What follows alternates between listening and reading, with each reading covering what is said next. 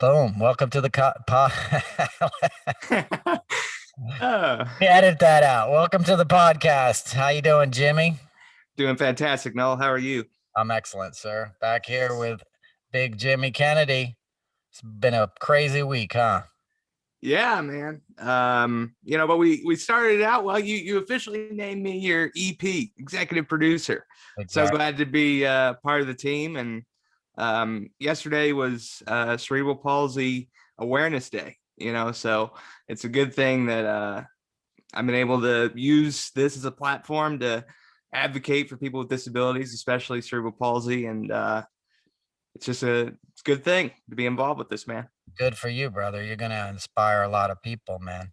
You know, you got a lot of talent and a lot of skill, and it's wonderful to see people use the most of their skills and go for their dreams. That's how it should be for everybody. My aunt had cerebral palsy. My aunt Judy, she was like a great aunt, through sort Mm. of marriage, and just a wonderful person, who lit up every room she was in. And I'm happy to see things like Cerebral Palsy Awareness Day, and to see people like yourself, go into the fields that they choose to go into and excel in them, because that's what it's all about.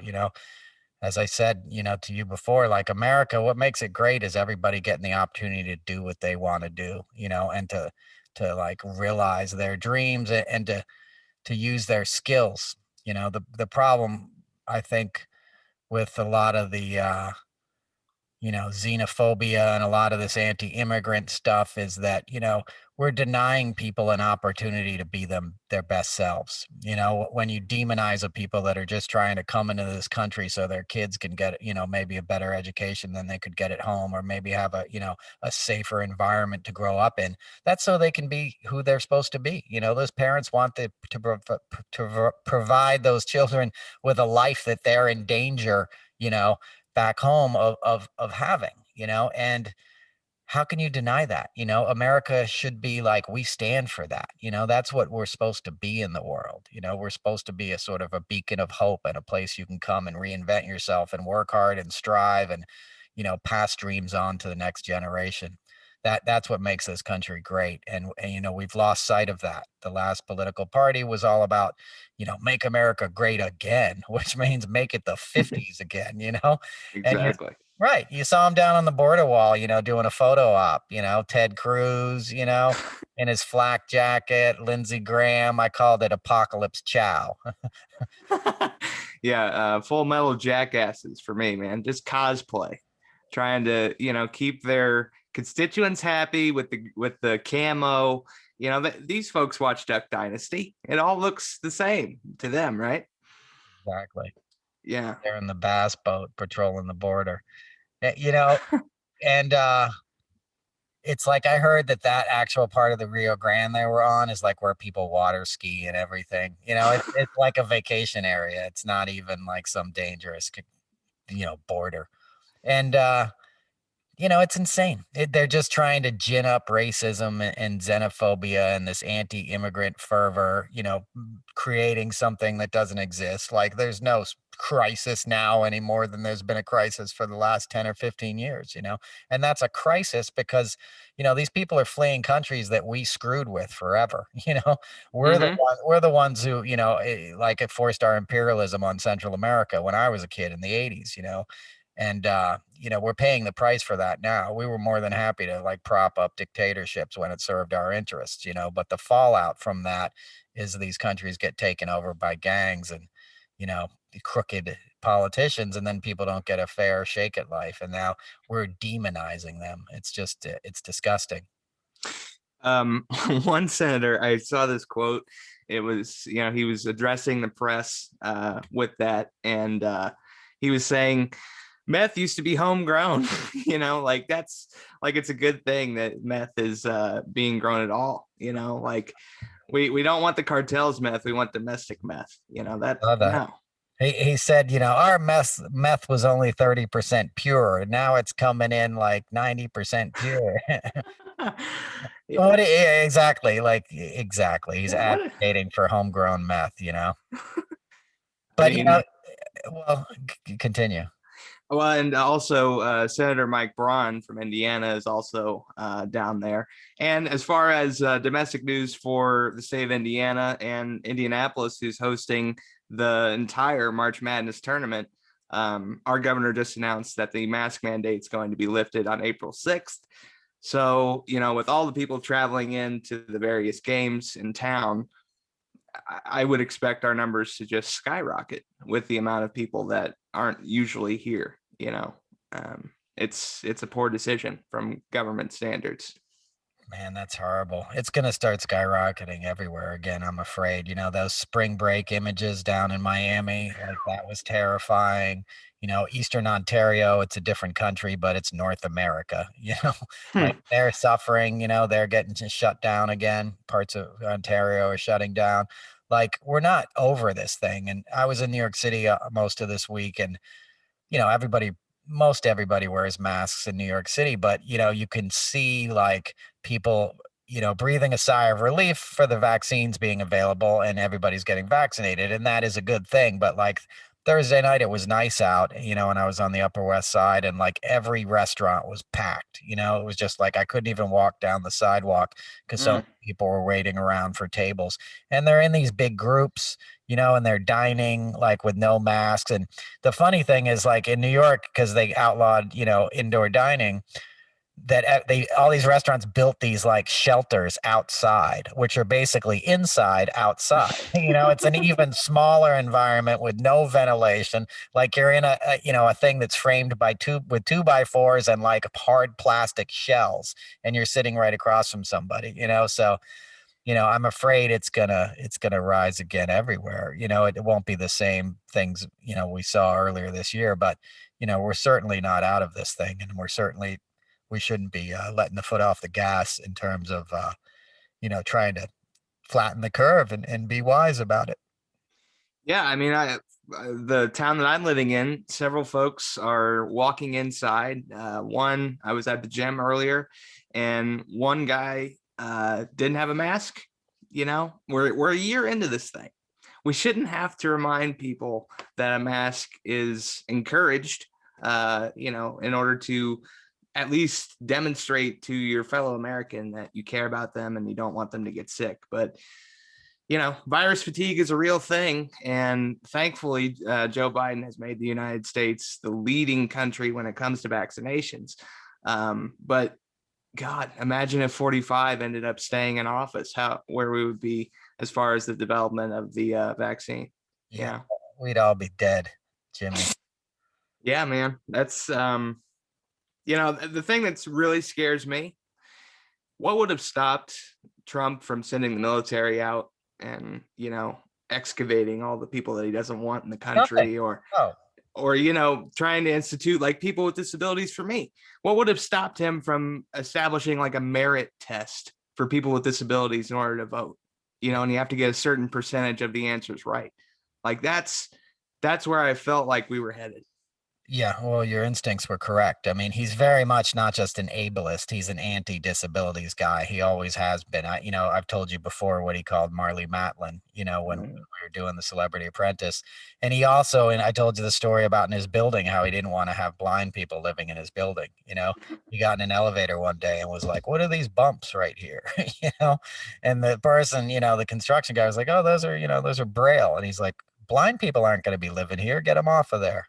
You know, so yeah, I mean, we were close to that. He's kind of a Nazi, and like if you don't think Stephen Miller would have like started like internment camps and like would have been housing these immigrants and making them disappear, they basically did that already. I mean, we lost all these children and stuff, and there's obviously women missing, and there's all kinds of like things that we're just now kind of dealing with. But if he had gotten reelected and with those draconian policies, like it would have been all over. Because if he got reelected, we wouldn't have been a democracy anymore. He would have just handed off power to made it Queen Ivanka or something in a few years. And all those little minions, those evil like dudes that propped him up, your Jason Millers and your Stephen Millers and all these psychopaths, they would have been just doing horrific things. And it's scary to think how close we got to that as a country. And it's also scary to think how many people would have cheered that on. How Mhm. many Americans still are cheering him on? He won 74 million votes. 74 million people, in November were like, yeah, I want some more of that. I want some more. That was so good. Give me some more. Sign me right up. Because he says one thing over and over, you're great. The immigrants are bad. The black people are bad. You can be like me. You're going to be a billionaire. We're the greatest people. Remember at his rallies, he would always be like, you're not you're the elites. You're the elites. These guys sitting there like drinking Mountain Dew, like standing in line for 6 hours to see a 74-year-old guy wearing diapers, with Adderall stuffed up his nostrils, yelling at him, hating being there, like, yeah, he liked the cheers and stuff, but he would never set foot in like Indiana, no offense to you, No, or yeah. like he hates those kind of places. He's an East Coast guy. He doesn't even go to LA, he's like, he wants to be in Palm Beach and he wants to be in Manhattan, the richest kind of locales in terms of what he views as, snooty, important society. So, like, the fact that he conned all these idiots for so long and that he still does, he still has such a power over these people. They still have their yards full of his signs. I mean, I saw a video on Twitter this morning that was just insane. Somebody had like 50 like Trump signs in their front yard on Long Island.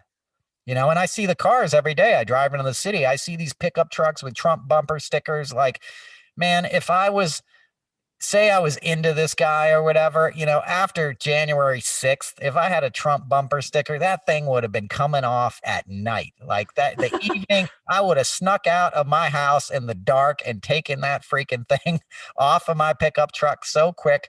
But they're flying them. They fly those stupid little flags with the "Don't Tread on Me," which was once a Navy flag, but now it's been sort of co opted by these, zealots. It's insane. Well, and two, one thing that killed me about Ted Cruz at the border in the military boat, with pretending like he's some kind of military hero. He grew up and went to private school. Like all of these folks that carry around guns and are encouraging the idea of open carry, they're not. They're that honestly makes you look weak when you do that. Why do you have to be packing heat going into Starbucks? All of these people are just they've been force fed all of this for so long that it's honestly created an alternative reality. Absolutely. And it's so Yeah. disingenuous. Somebody like Ted Cruz pretending like he's a good old boy, when he fried the bacon on his AK-47 or whatever, AR-15. He went to Harvard Law School, Yeah. Right. who's the guy, from Missouri, the, Oh, you know, Josh Hawley. Josh Right. Hawley, Yeah. the guy went to Stanford. He went to Yale, I believe, and then he taught at St. Paul's, which is a prep school in London, which is about as exclusive as it gets. And that guy's made his whole career about like sticking it to the establishment. The dude doesn't even live in Missouri. He registered he used his sister's address in the Ozarks, where there isn't even like a house. It's just like a lot or something. The guy doesn't own a property. He doesn't have a pillow in the state of Missouri, but he's pretending like he's a good old boy. I saw a video yesterday of this guy, Dan Rodimer, right?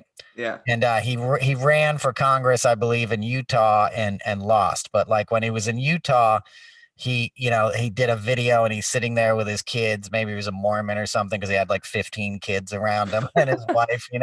And he did this video and he was like really soft spoken, almost like effete sounding. He was like, "Hi, my name's Dan, and I'm a good family man. And if you vote for me, right?" So now he's moved to Texas and he's running in Texas, right? So yesterday he released a video that he's a bull rider. And the video was Mm. him sitting in a gate on a bull, right? And then the copy was like him, in the leather vest and all this stuff, walking across a bull rink or whatever it's called. And he's like, "Hi, I'm Big Dan Rodimer. I do the most dangerous job in the world. I'm a bull rider." Like completely affected, put on, like, it was insane. But they see that it works. They're all playing roles. It's like you said, it's cosplay. It's like, hey, these dumbasses are buying anything we sell them. So let's pretend like, we're a bull rider. When last last election cycle, you were a Mormon, in another state. And they buy it. They don't see reality, they don't see reality. You know who Larry McMurtry was? He was a writer. He passed away Oh yesterday. yeah, yeah, yeah, Yeah. yeah. He wrote Lonesome Dove, which was a Yeah. great, almost the great American novel. And it was this epic tale. They made a great movie about it. You should see it if you haven't. I mean, it's one of the greatest things ever, a miniseries. But he basically wrote this sweeping epic western because he was sick of all this BS western stuff. He grew up in Texas on a ranch, and he saw like all this kind of like Louis L'Amour, like this fictionalized cowboy like BS that they were selling. And then he wrote books about the reality of it, like what it was really like, like the brutality and the like, racism and things like, things that you didn't get in this John Wayne kind of BS, like there's always a harsh reality to life that a lot of people who sort of sell characters don't want to like admit. And that kind of fiction is in politics now, and Reagan started that. Reagan was the king of like pretend, this guy was a Hollywood actor, he was as soft as they get, but he would like, they would have like pictures of him baling hay on his ranch, on his break, and it was just like, Yeah. come on, dude. Well, and there's a reason, even Barack Obama, there's a reason why he wears the blue shirt with the sleeves pulled up. It's to make these politicians appear as if they're the common man. But we've seen time and time again, the GOP is the entertainment wing of American politics. You had Kelly McEnany getting her job at Fox News after leaving as the press secretary. That's ultimately what the goal is for most of the GOP, in my opinion. If they don't remain in power, give me some kind of entertainment platform so I can continue to push the rhetoric that has gotten us to this point. Absolutely. Really. Well, that's where the money is. I mean, Larry Kudlow, that guy, that guy doesn't know anything about economics. He doesn't have an economics degree.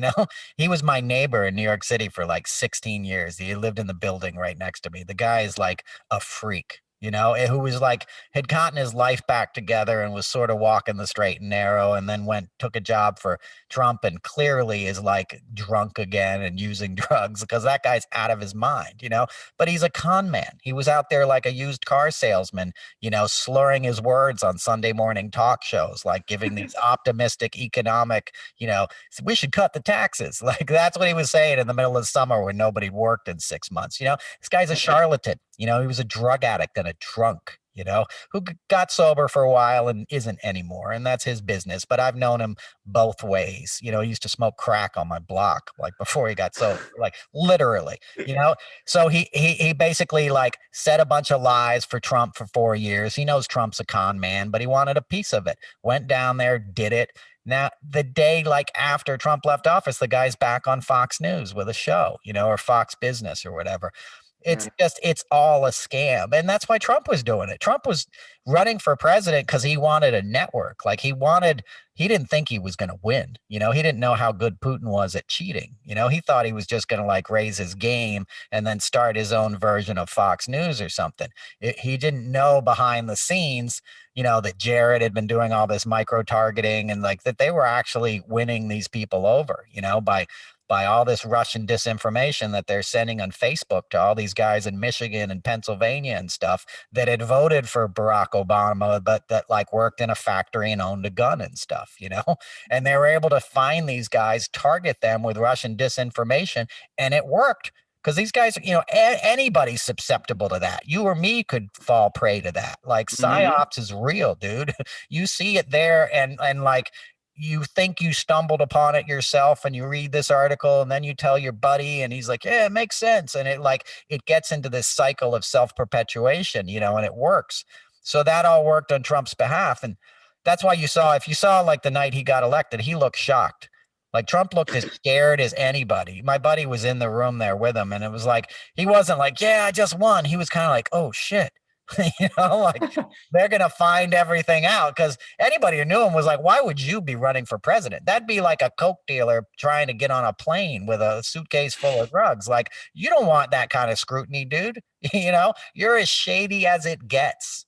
Mm-hmm. And you've gotten away with that for 40 years in Manhattan, more than that, but for from the 80s on. Like that dude was just as sketchy as it got.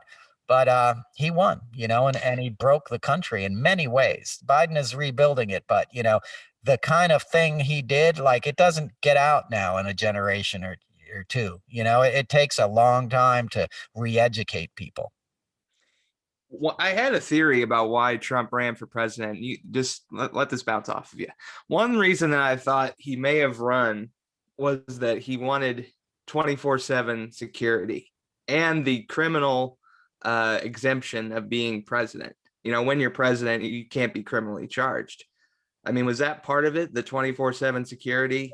I don't know on the security because he had his own security and he didn't want to use the Secret Service. So when he got elected, he's like, "Can I just use my own guys? I don't want those Secret Service guys around," because he didn't want the scrutiny. So he brought Keith Schiller, and I'm sure like Matthew Calamari and those guys were looking over him. That's why Trump tried to change the lock. He tried to or put a lock on the bedroom door in the White House. No other president had a lock on the door because they got to be able to run in at 3 a.m. if you're, if you have a heart attack or there's a, God forbid, like a nuclear war or something. Like people need to be able to get to you when you're president. And he wanted to put a lock on the door. And they said no. And I don't know if he ever actually got the lock put in, but so I do know that he didn't want to use Secret Service, and they were like, "No, you got to use them." And then he bent them to his will. They basically became his gophers, And I'll tell a story about that if you want. But Sure. okay. But just to your point, because I'm not completely disagreeing with you, I do think he wanted the immunity and the power that came, with being president. So Yeah, I mean, he's able for a guy that complained about the elections being rigged and the system's rigged. It's rigged in your favor, my man. Like you've been able to position yourself in such a way that you still think that you've talked to folks with the Southern District of New York. I mean, we don't even know still if he'll be criminally charged at this point. yeah, well, I mean, hopefully he will. I mean, that's what a lot of people think. They're doing something. Michael Cohen's been there like 8 or 9 times, interviewing. You're talking to a guy, me, who's seen Trump get away with everything. So I don't have Yeah. high hopes. And even if he gets charged with something, like Trump's not going to jail. That much I know. The dude, when people are like, he's going to be in an orange jumpsuit. No, he's not.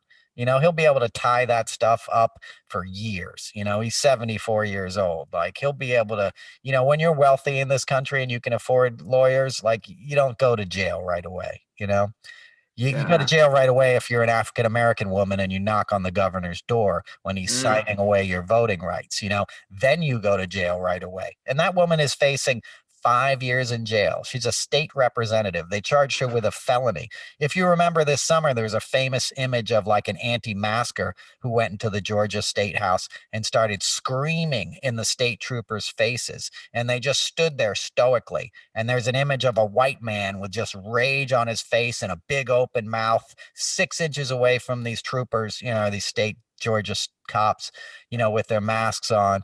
And this guy's screaming at him, and they didn't lift a finger. They didn't take him out of there. They didn't wince. They didn't do anything to him. But an African American state legislator, state representative gets manhandled. I mean, I don't know if you saw the video of her getting arrested, but it was disgusting. They were twisting her arm. The guy who's like carrying her out looks like central casting of like, give me a racist cop who looks like he's made out of bacon, just like give me like somebody made out of hate sausage. He had rolls of fat on the back of his neck and no ass, and was huge. He just looked like every image of like a racist cop, and I don't know that he was, but like I know that I'm white and I grew up in this country and I don't have to get scared if I get pulled over. And I know that Exactly. African Americans have getting pulled over by a dude who looks like that, their whole lives. And I know how he behaved towards her, and it was ridiculous. Like I would have never done that. If I was ever, I wouldn't be a cop, first of all, but like if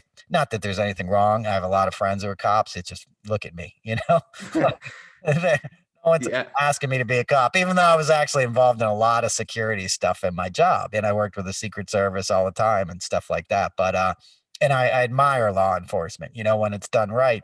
Those are skilled professionals. But carrying out the governor's orders when he's signing away people's rights, in front of a picture of a plantation, there's a painting of a plantation where they enslaved people, were exploited Mm-hmm. for hundreds of years. They're sending a message, and it's not even a dog whistle. It's a straight up like, yeah, okay, we lost in January. You got a black guy and a Jewish guy up there in the Senate now, but as I sign this paper, it'll never happen again. And that's what that paper says, because those guys won in a roll off, a runoff election. This thing hobbled runoff elections. You can't vote on Sunday. You can't vote. The polls close at 5 o'clock. You can't give people water. They're going to make it impossible. And you know what? The people will do it anyway, because they're not going to be silenced. But we have to respond to that. And this is the main thing I want to talk about this week. We have to figure out a way to respond to that. I personally would never set foot in Georgia right now. I wouldn't spend a dime in Georgia. And I worked on the Super Bowl for 12 or 13 years consecutively, right? And the one I quit and didn't do was the one in Atlanta, which was like in January of 19 or February of 19, because that guy stole the election from Stacey Abrams. Governor Kemp threw out like 300 something thousand votes that were African American votes, and still only won by like less than 1%, by like 53,000 votes or something. But he was the Secretary of State, right? So he handed himself the governorship of Georgia, a blatant stealing of an election. And I was like, I'm not going there. Like, I'm not going to spend a week in Georgia. I'm not going to walk into that stadium. I'm not going to spend my money, even though it was a job I was getting paid for. Like, I'm done. So you go. You mentioned earlier that, these Trump folks aren't willing to give up the idea of him being president. They still won't give up the idea of the Confederate flag. And that was the Civil War, brother. They still have that flying in certain parts of Georgia if you go searching for it. And it's just, it's totally ridiculous. When you talk about the state representative being arrested in Georgia, compare that to the insurrection. A white guy is able to go into the Speaker of the House's office and put his feet on the desk and nothing happens, and he steals a piece of mail. Now, with that, he faces criminality and time in prison. But talk about white privilege, man. I mean, do you need any other example than this week, what we saw?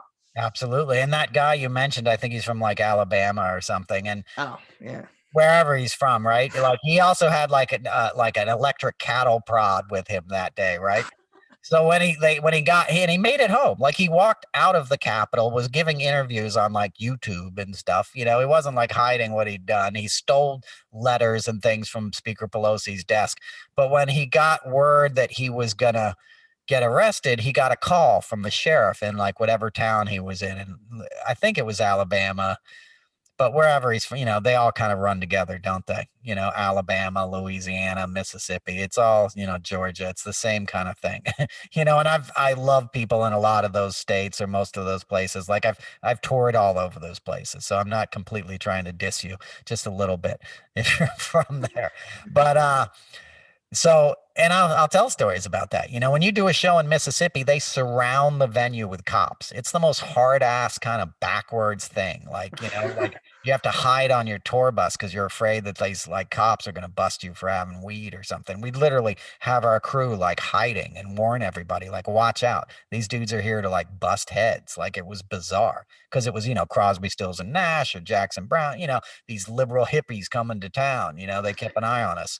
But oh, so that guy, when he was about to get arrested, the guy who broke into Pelosi's office, the sheriff called him up like on a Saturday and was like, "Hey, there's a warrant for your arrest. I'm going to come and get you," And he goes, "Well, can you do it tomorrow?" And the sheriff was like, "Sure, I'll come. Or no, I'll turn myself in tomorrow," is what the guy said. And the sheriff's like, "Sure, okay."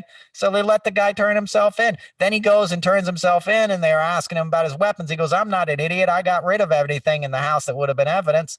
So they gave him a day to get rid of the cattle prod or whatever could have been used against him.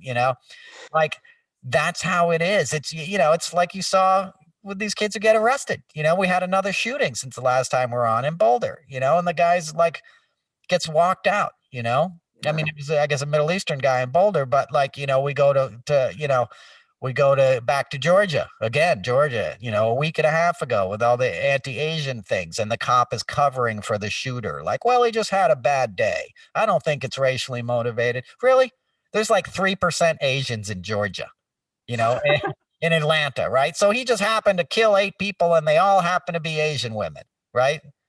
in let's call union run businesses, yeah, let's call it what it is. And for progressives, Democrats, liberals out there, we got to face something head on when it comes to the GOP at this point. They don't care about rules.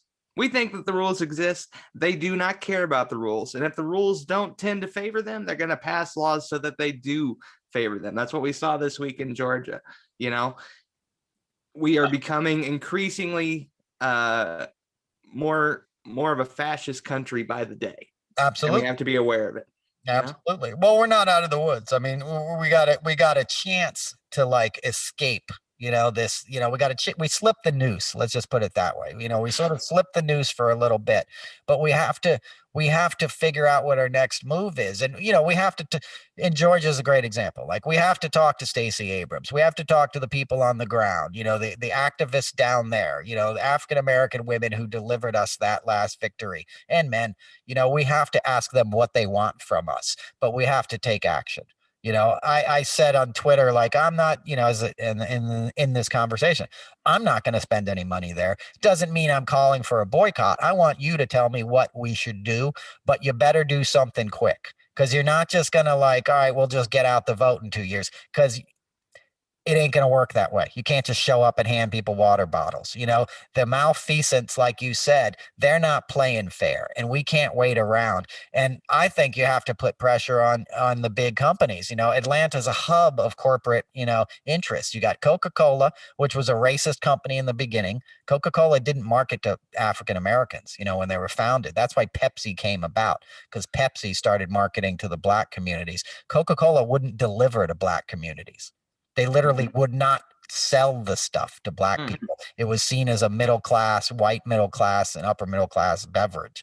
So Pepsi came along and like changed that. So Coke is also the biggest polluter on the planet, and PepsiCo and Nestle are like not even close. They're like the 2 and 3 polluters, but plastic Coke bottles are like, Mm-hmm. are responsible for like most of the pollution, most of the plastics in the ocean.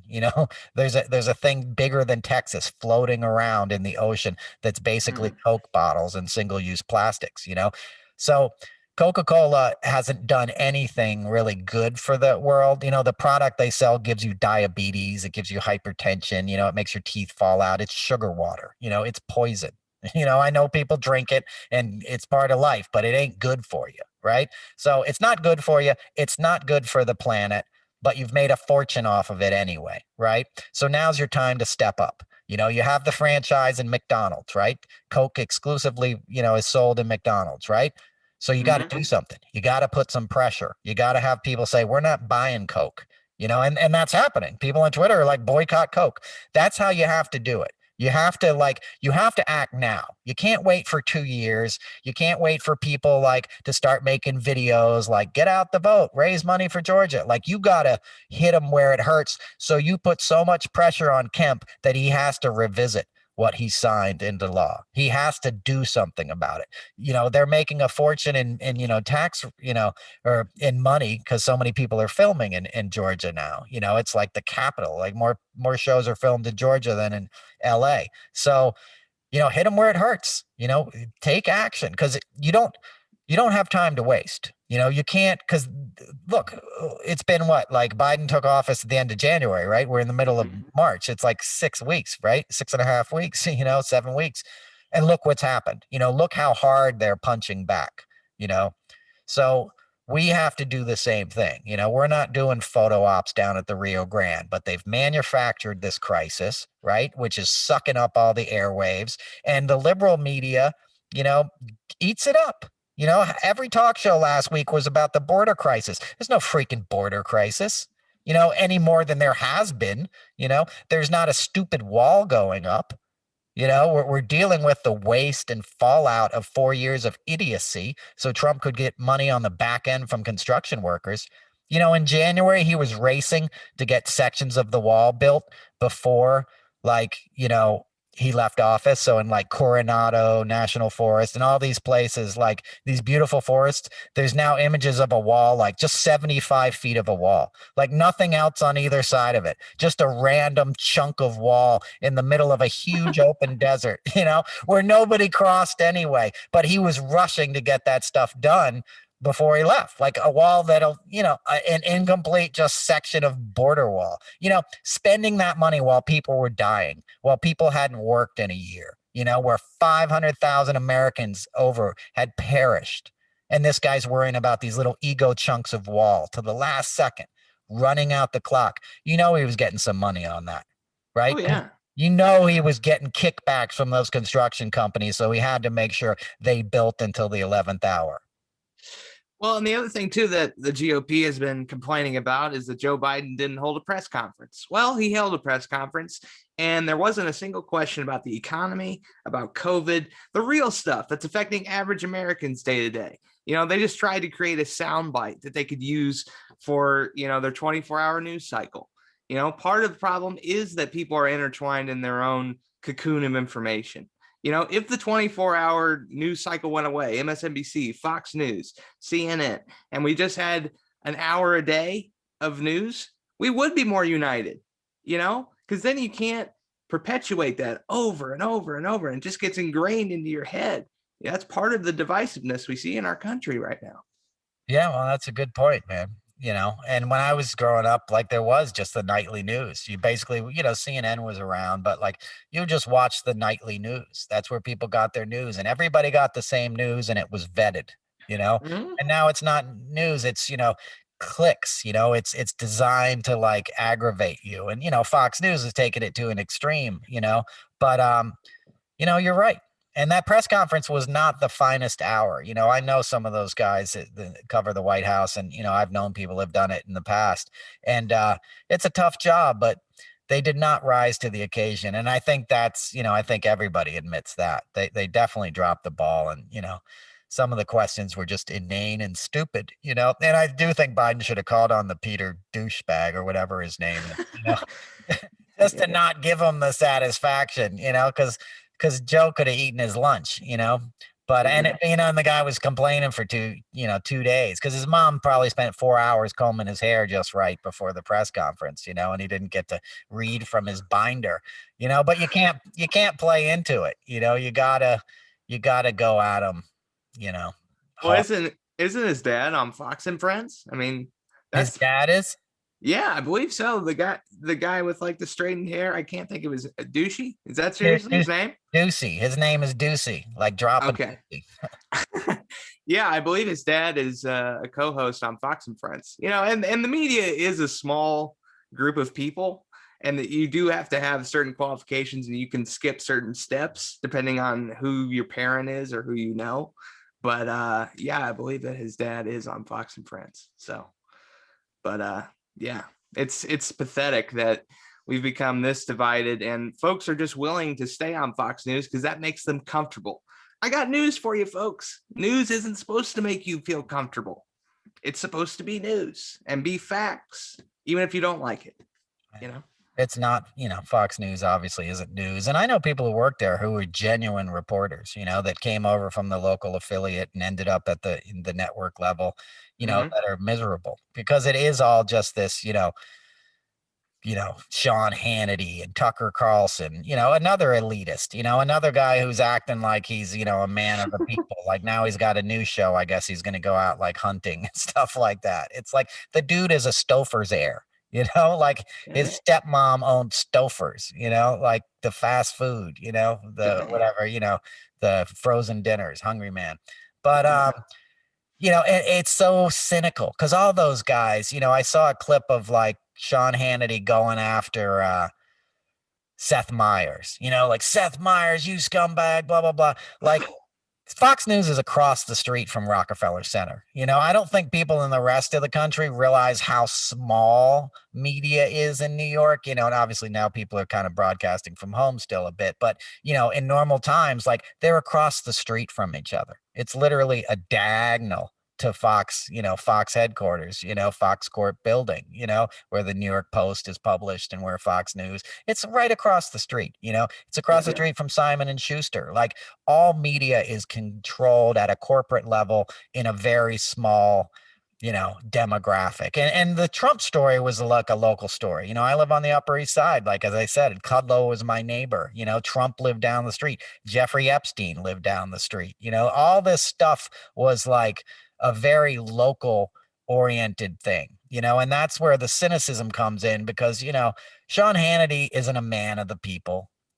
Tucker Carlson isn't a man of the people. Maria Bartiromo, all these people are making a ton of money, living lives that the average folks will never get close to. You know, Mhm. Hannity owns like 900 homes, literally. He's a Really? landlord. Yeah, he's a landlord. So he owns like 900 like rental units or something like that. These guys are building empires on hate. That's what it is. It's just, it's a grift. It's a giant grift, and Trump was the king of that. And he laid out a recipe for it, and that's what you see these other guys following, you know, DeSantis, openly, like basically selling the vaccine to his donors. Matt Mhm. Gaetz, trying to make the most outrageous statements he can, you know, Lauren, Lauren Boebert among them. meth She puppet. she had the audacity to go on TV and thank the cop for sacrificing himself in the grocery store situation, the shooting that happened this week. And it's like, what would have prevented a cop from having to put himself in harm's way? If there was common sense gun laws and we wouldn't have to depend on a white guy not having a bad day, like that's cause and effect. Can we understand that, please? Like, that's what we need to start to understand. What is the cause of this? And then let's move toward a solution. Ah, it's unreal, man. It's unreal. Yeah, it's disingenuous too because it's like, in my lifetime, when I was a kid, John Lennon was shot, right? So John Lennon got shot in 1980, and like 1981 Reagan got shot. Back then it was about outlawing handguns. We were trying to control these handguns because we are like, hey, if people can carry a gun in their pocket, it's pretty easy to just murder people, murder Mm-hmm. celebrities and presidents. Maybe we shouldn't allow people to carry, easily concealable weapons. And then we ceded that. We just sort of gave up on that. And then by the early 90s, it was these assault weapons, or AR-15s or whatever. It was these semi-automatic weapons of war. And Clinton had a ban on them. Clinton had an assault weapons ban that they let expire. Under Bush, they let it expire. And then it just like spread like wildfire, and Sandy Hook, I'm 20 minutes from where Sandy Hook happened. It's like they sold more AR-15s in the days after Sandy Hook than they had ever before. There's something in Americans that are like, I want that. I need one of those. And here's the deal. In this last year, we've been in a pandemic. There was 50 million guns sold in this country. Okay. Mm. There was already 400 million guns in circulation. Okay. So that means we're going to have a 500 million guns in another year. If we stay at that pace, we'll have 1 billion weapons in circulation in this country in 10 years. Okay. There's 382 million people, so you're going to have 3 weapons for every person. And the thing about like they're coming for your guns, like they're not coming for your guns. They're not No. going to come into your house and look under your mattress and look in your closet and look in your wife's, sock drawer, wherever you're keeping all these things. And that everyone knows that, guys know, like if you got a gun and you keep your mouth shut, keep your gun. If your gun's really for home protection and it makes you feel safer, keep it. Nobody's coming for it. So that lie about like they're coming for your guns, that's the NRA trying to sell guns for weapon manufacturers, right? Weapons manufacturers. There's a guy, very heroic. I can't think of his name. He's in Congress and he was a veteran. He was the guy who like kicked ass on the floor on January 6th and helped save people and stuff, Iraq veteran. And he said, look, Okay. I grew up hunting, right? I grew up hunting deer and stuff. And then I went to Iraq, when I went to Iraq, I didn't bring, he goes, when I was hunting deer, I didn't use an assault rifle. I didn't use an AR-15 when I was hunting deer. When I went to Iraq, I didn't use a deer rifle. Right. You know what I mean? And somebody else had a great thread this week. And he broke down the sales of these things. Like, they're not good for hunting. You don't use an AR-15 for hunting deer. They're for hunting people. Yeah. That's what these guns are for. And that's the most popular rifle. So people are buying these things thinking like, I might have to kill a bunch of people someday, and this is the best product to do that with. That's insane. Well, and you also had I forget his name. He's the congressman in a wheelchair. He the video of the congressman beating up the tree. Like, what are we doing? With tactical gloves. I mean, like, his name's Madison Cawthorn. Cawthorn. Have That's you right. seen his signature? He writes like a 4-year-old girl, like it twisty hearts because he was homeschooled. And that guy's a scumbag. I mean, that guy sexually assaulted so many people in the one semester that he was in college that 150 of his classmates signed a letter saying this guy should not be in Congress. Imagine making that much of an impression on your classmates in your freshman semester that 150 people are like, I remember that guy. He's such a douchebag. He should never, ever be serving in Congress, because he would try to attack these women and would attack them. He'd get them in his Charger, his car, and he'd try to assault them. And he got that car because he got a big payout. You know the story with his crash? Go ahead and tell. Yeah. He and his buddy were driving back from spring break, and they were switching seats as the car was driving down the highway. So they're like, here, I'll drive for a while. And they're climbing over each other while this vehicle was in operation, right? Then when it was his buddy's turn to drive, his buddy fell asleep. They were doing that so they could like make the drive in one stretch instead of like taking a break and being responsible, right? So they're switching places in a moving vehicle. His buddy falls asleep, hits a Jersey wall like a divider, crashes the van, right? Catches on fire. His buddy pulls him out of there, pulls Madison out of there. Another guy comes, and, the guy lives, and, he loses like use of his legs. Not partial. It's partial too. He's not like completely paralyzed. Like his legs don't function well, but it's not like waist down. Right. But I don't even think he's completely lost like those things, Okay. Like, I don't know the medical terminology, Sure. but hey, he's obviously, severely impaired.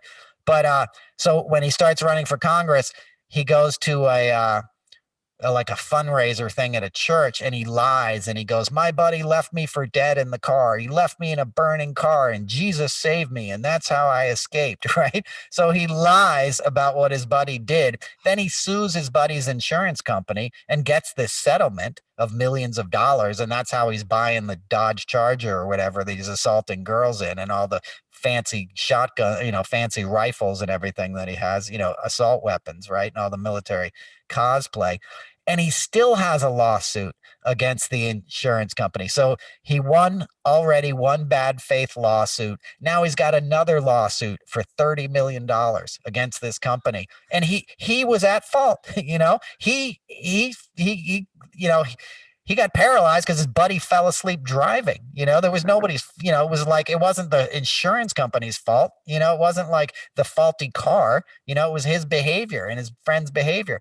So the fact that this kid would lie about going to the Naval Academy, the guy's got so many lies that he's already told. He's 25 years old. He's been in Congress, he did one semester of college, and now he's in Congress. He doesn't write any legislation or anything. He said everyone he hired was just going to be for communications, right? So all he wants to do is make these videos. In that video when he's punching the tree, he was wearing tactical gloves, meaning there's Kevlar in the knuckles. So that's why he's knocking that bark off, because he can't feel it, because it's got like, it's padding, it's like armor.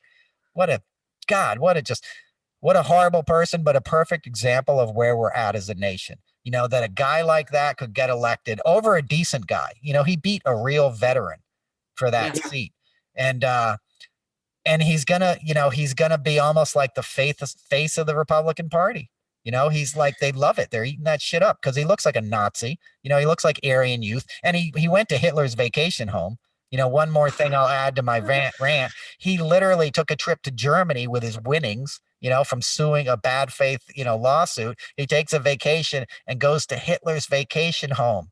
in Austria and Bavaria or whatever, and like poses like, yeah, I'm here at the great leaders, you know, where he partied with all his buddies in between like waging military campaigns. Like the kid's a Nazi. Wow. Did you know I, all that? I didn't know about the Nazi trip. No. Oh, yeah. Yeah. That He that put it on Instagram. He's sitting there in his wheelchair in this hallway, like at the, in the underpass of this thing, and he writes this glowing thing, like this is where the Fuhrer hung out with his buddies and drank wine and stuff. who flexes about Hitler? Assholes. I mean, God. I just and this goes to show how poorly our country is educated, and how important it is to institute college education for free. You want an educated society. We can talk about the importance of having a degree that can lead to a well-paying job. We want wages and salaries to increase for everybody. But the concept of college is beyond the classes. It's the people you meet, the professors that you can learn from, and the experiences that you hopefully can empathize with. That's what college is about. I grew up in the suburbs of Indianapolis, a very well-off town where I went to one of the best high schools in the country, where we had a planetarium. Like this was an expensive school. One of the reasons why I got into radio was I had a radio station at my high school. You talk about Outliers, that book by Malcolm Gladwell. Malcolm Gladwell. One of the reasons I'm successful is I've been doing this since high school. I had those reps early on. So we have to understand there's a huge disparity when it comes to opportunity and education, and we have to fix it. Well said. A nice flex on Malcolm Gladwell, man. Oh, I love that book. And Yeah. it makes a lot of sense as to why, people like Bill Gates, he grew up next door to the University of Washington, which had the country's only computer lab, and he was able to code at 10 years old. His 10,000 hours were covered by the time he was 20.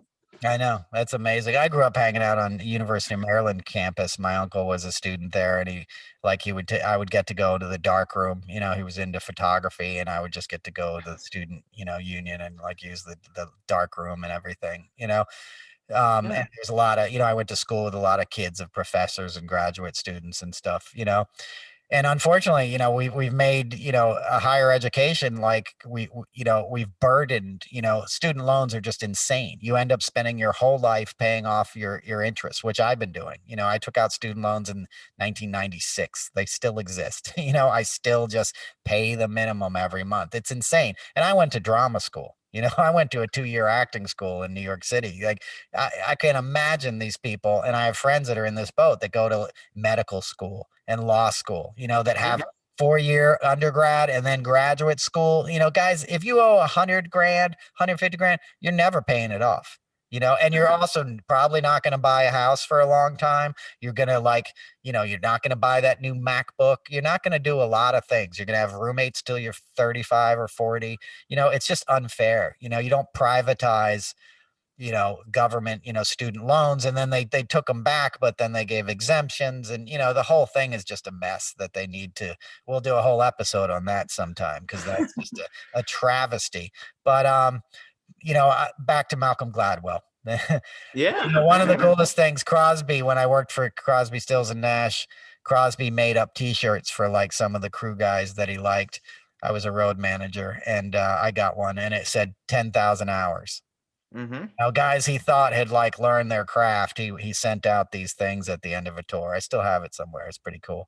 But yeah, it sounds like you had a very privileged upbringing, and good for you. You made the most of it, and you care about other people. That's what it's all about. It's about, giving opportunities to people, like we started the show. It's kind of a good way to wrap it up. We started the show talking about that. Yeah. The crisis we're in now is we're wasting human potential, and you're Yes. wasting talent. It's like that. We all suffer when that happens. I used to work on the Super Bowl, as I said. Colin Kaepernick, I saw that guy play in a Super Bowl. You know what I mean? That guy was at the top of his like game. He was a great player. And then he, made a very brave and necessary political statement, which wasn't harming anybody. He just takes a knee, right? And then he gets blacklisted. His career gets taken away from him. And that was like years ago. So we didn't get to how many touchdowns did that guy have in him that we didn't get to see? How many thrilling Sundays and performances? That guy was an NFL quarterback. That's like 1% of the 1%. Like to get that skill level and make it through all that stuff, college and not get injured, and have it's like being an astronaut, have the ability to learn the playbook. And there's so many factors that have to come together. Stars have to align to get to that level, so to have that guy performing at that level and to take away his career, it doesn't rob just Colin Kaepernick. It robs us all of excellence, and excellence inspires other kids and other people, and it makes our lives richer and better.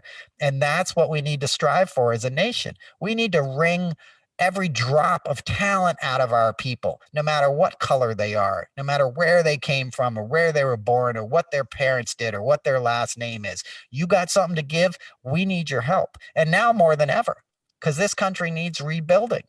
You ever look at a fish? You ever watch a fish in the water? If Mhm. you watch a fish swim in the water, like you can see a rainbow, like on their side. Their scales make a rainbow, right? When the sun hits it, their scales make a rainbow. So each scale has a different color in it. Some are purple, some are pink. You can't see it when you look at the fish when you pull it out of the water, right?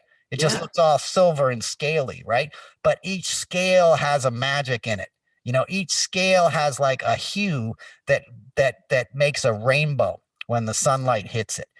That's how we have to look at people, our population. You know, it doesn't matter what, color you are and what, where you came from. There is a reason you were here. And when the sunlight hits you, you're going to shine and we're going to make a rainbow, and we're going to make it a better place. And that's how it works. And anything less than that is cheating everybody. Yeah, and to go back to your point on Colin Kaepernick, take it from a guy that was with the Indianapolis Colts for multiple seasons. The NFL stands for not for long. Okay, the concept of a player playing at all, like you said, is a miracle.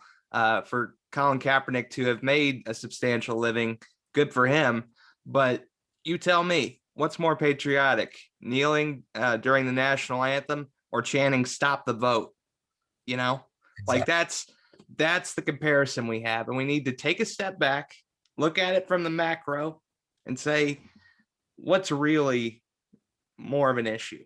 You know, like let's just take a deep breath And and try to mend fences as best we can, but also fight for what is rightfully our country and the original concept that if you come here, you work hard, you put some effort in, and you form bonds with people, you build a team, you have a vision for something, then maybe it can be carried out, you know? So, yeah, well, maybe we'll get back to that place someday. Right now, like taking a breath is hyperventilating, exactly. the other Yeah. side is just, it's fomenting fear and, people are just tripping over themselves to see who can Yeah. spew more hate, and intolerance. But, good has a way of winning, so ultimately things will work out. Did I ever tell you Yes. the Stevie Wonder story? I've heard it, but you can tell it again. Oh, that's right. You heard it. Well, I'll tell it for the viewers or the listeners that haven't heard it. When Barack Obama, and we'll end with this, when Barack Obama was inaugurated, we did a big concert.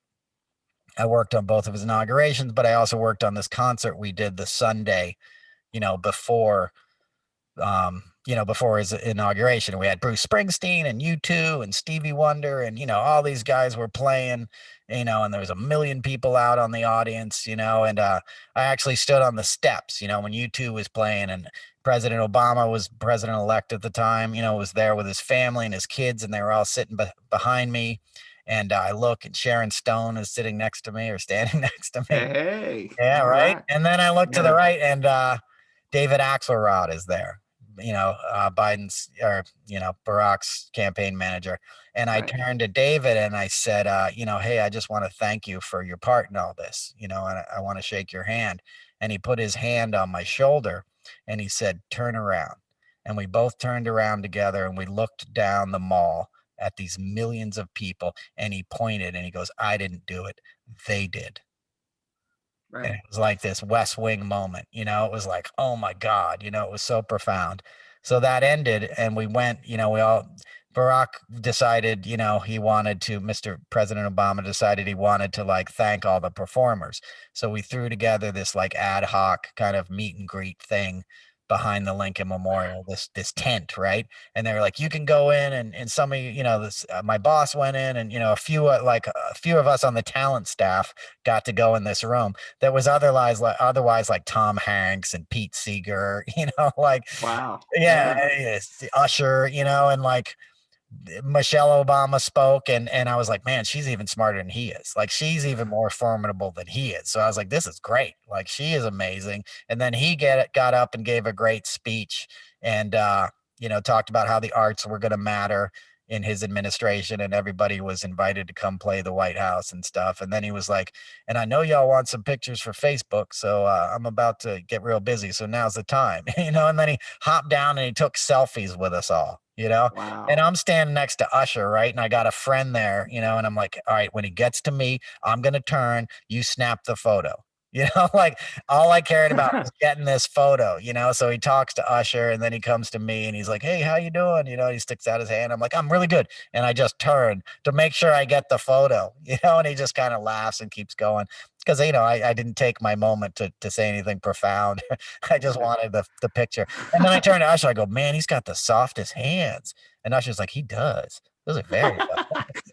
He's got these soft hands. And but anyway, so everybody's kind of like jostling around, and I bump into Stevie Wonder, and I kind of jostle him, and I go, hey, sorry, Stevie. I said, it's Noel, by the way. We've worked together before. And I just wanted to let him know, it was a friend that kind of bumped into him. Yeah. And he takes his arm again, people putting their arms around me all day, right? It's pre me too. And he reaches down and like around my waist and pulls me in close. And he goes, yeah, I know, but something's different about you now. When I said, this is Noel, I worked with you, he goes, something's different about you now. And I go, that's because I know what you're talking about now, Stevie. And he goes, what am I talking about? And I said, you're singing about love. And the only way to change this world is if we react to it with no fear in our hearts. We have to react to everything with love in our hearts. And that's the only way we can change anything. And he goes, that's exactly what I'm talking about. That's the only thing I've ever been talking about. And then he's like, what do Wow. you do? And I said, well, I'm a talent guy. I helped get everybody, in the room. He goes, no, no, what do you do? I said, I'm a songwriter. I've written songs my whole life. He goes, I'm a songwriter. He goes, really? Take out your phone. I'm like, what? He goes, take out your phone. And I take out my phone. He goes, take down this number. And he's like, 310, blah, blah, blah. I put the number in my phone. He goes, that's my home number. I want you to call me up and I want you to send me some songs. And I'm like, oh my God. At this point, my heart's beating out of my chest. I'm like, I got to get away. Like this is too much. Like I got to walk away. So I'm like, all right, Stevie, thanks. And I walk away like 3 feet. And he goes, hey. And I turn back around. He goes, they better be good fucking songs. For Stevie, man. Woo. Maybe. So That's that's yeah, it's the man. And it goes on, because then I had to work with him 4 years later when Obama got reelected. And that story continues. And I tell that story in detail in this thing I'm writing right now, but I'll tell it again on the podcast. But the point of that story is, when we all come together with a common cause, and without fear in our hearts, but with love and inspiration, we can change this world and make it a better place. And that's what we all need to do. That's what we're going to do in Georgia. That's what we're going to do in all these instances where we have to rise to above the evil, because there's some bad stuff going down. There's bad winds blowing right now, but we're gonna get through it together, and we're gonna come out victorious in the end. So I guess that's all we have to say this week, Jimmy. yes, sir. Amen to that. Noel, it's gonna keep getting better if we have love in our hearts. So thanks for the great stories, man. Yeah, man. Stevie Wonder of all people. Wow. Stevie's my man. I've done a lot of things with Stevie. He's been great for God, he's been doing it for 50 years. Is that hyperbole? How old is Stevie? Stevie was a child star. He's been doing it since the '60s. Tambla. He was on Motown. He's been doing it since he was 12 years old. Yeah. But and my dad was always a huge fan of Stevie. Could always feel, dad was about finding artists that he could feel, and you can definitely feel Stevie. Oh, if you can't feel Stevie, you ain't alive, son. That's correct, man. It's like a defibrillator for your Yeah. soul. Now Stevie's like I'll tell the story. Stevie's like on a different level than the rest of us, man. And the rest of my story goes there because he like freaked me out years later, just like reached into my being and took a truth from me that I was trying to hide almost. Stevie's a deep dude. But anyway, that's all we got time for this week. Thanks everybody for listening and tuning in. We'll be back next week. We're going to be doing this every week. It's available everywhere you get your podcasts. You already know that if you're listening now. And thank you and be safe and talk to you soon, folks. Bye bye.